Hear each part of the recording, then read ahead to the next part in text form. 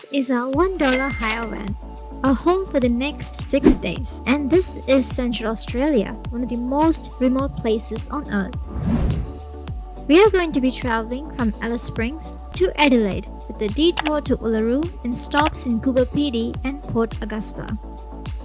With a total distance just over 2,000 kilometers and almost 22 hours of driving time, let's hit the road as we take on some stunning scenery of this outback and share our insights on van life.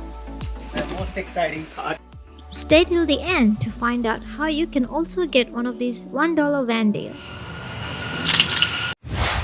The town of Alice Springs in Northern Territory is the starting point for this trip. We had just arrived here on a Qantas flight from Adelaide. A bit too early. Here is our first look at the van, and now it's over to Shweta for the tour. Okay, welcome to our home on wheels for the next 5 days. This is where we're gonna have our dinner. So we will move around apparently. And that. And this will move around too. So that.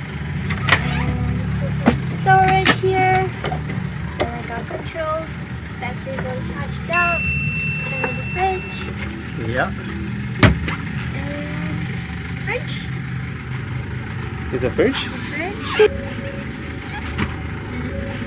A sink.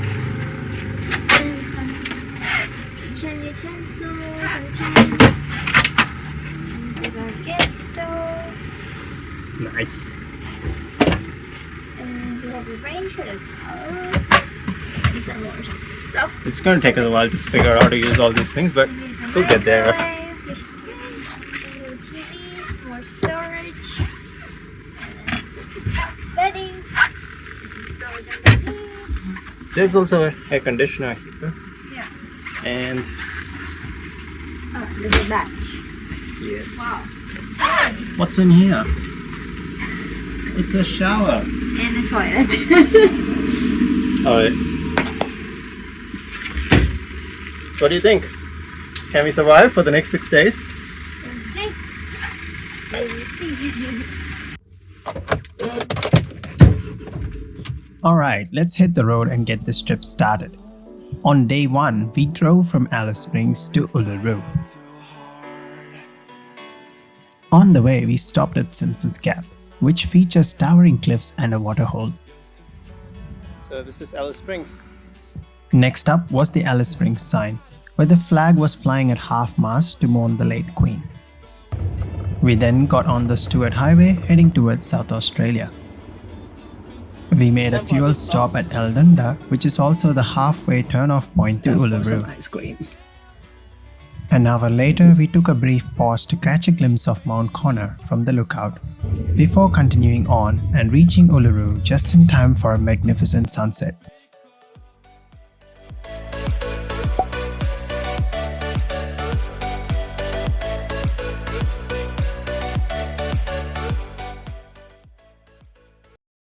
Say hi.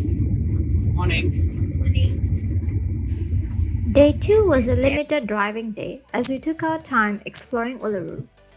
We went early morning to the Uluru Base Walk, which is a 10 kilometers loop around the rock.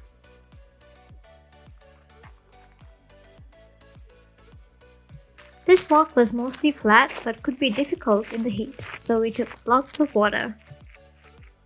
Upon finishing the walk, we went to the cultural centre, which was a nice place to learn about Aboriginal lifestyle and wind down after the walk.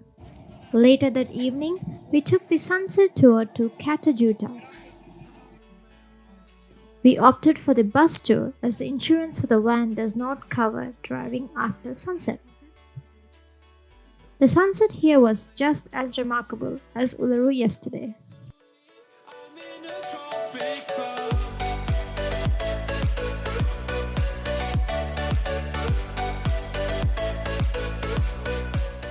Day 3 was going to be a long day of driving as we had to get to Coober Pedy, which was 750 kilometers away. We are awake at 5:30 a.m. or something crazy like that. We made a quick trip to the sunrise spot to catch the first rays of the sun. We've just watched a beautiful sunrise here at the sunrise spot. The light came out just as we got here and started hitting the rock, which gave a beautiful array of colors. Then it was time to drive, and we needed to get back to Eldunda first before turning right onto the Stewart Highway towards Adelaide. We made a stop at Coolgera, which has a reputation of being the first and the last pub in Northern Territory, before crossing the border into South Australia. Now officially going to cross into South Australia, the two states right on the line. So are we in the north or are we in the south? Bit of both. We took turns and made several stops to break this long journey.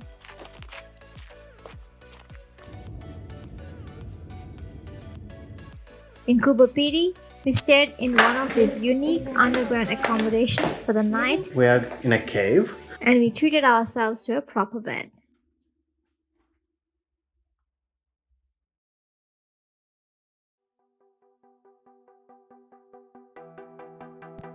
We began day 4 by exploring Coober Pedy, also known as the opal capital of the world.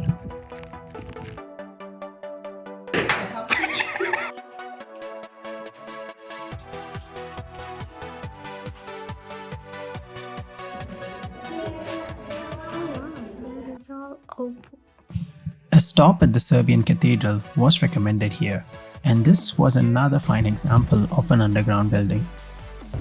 See you later, Coober Pedy. After spending half a day exploring this town, we started driving towards Port Augusta.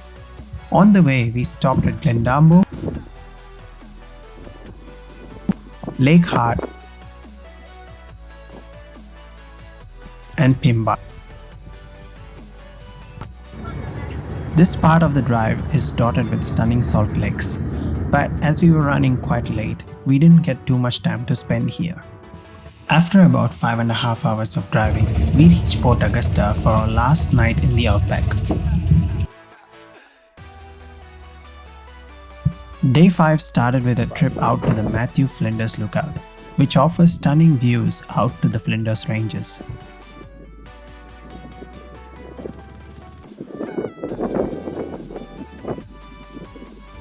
Then we visited the Wadalata Outback Center, which we recommend as a must-do. In hindsight, we should have probably done this trip in reverse, starting from here.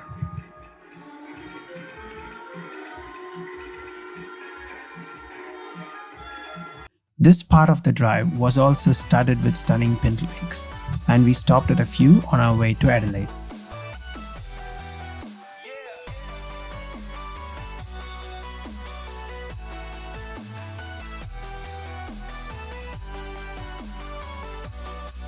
We also made a cheeky trip out to Clare Valley, which is known for its vineyards, for lunch.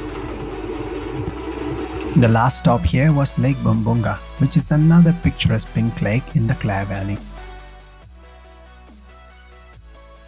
With that, our trip came to an end as we reached our destination of Adelaide. Last day of the trip. We enjoyed our last few moments in the campervan before getting it ready for its return. It's the most exciting part of having a campervan.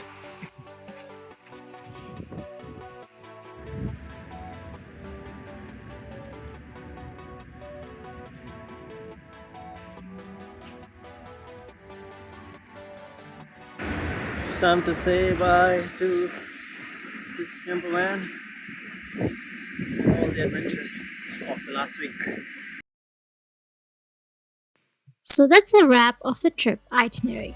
In terms of accommodation, we stayed mainly in ensuites.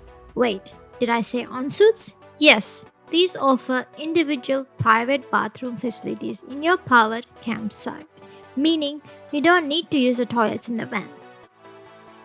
The beds in the van were quite comfy and easy to assemble. The rentals provided us with linen, pillows, and covers.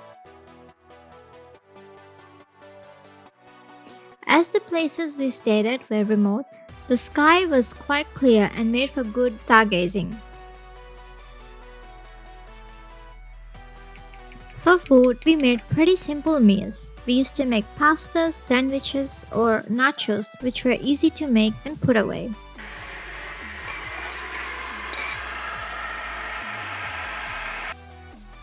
We would often pull up on the side of the road and enjoy our lunches on the go, admiring the outback scenery.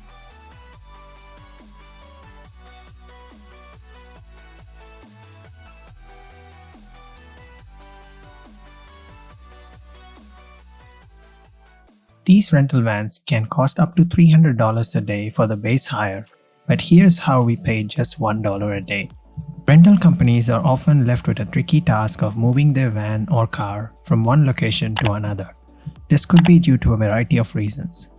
In our case, it's seasonal, as Alice Springs shuts down over the summer due to its intense heat, and they might as well move their vans to other locations.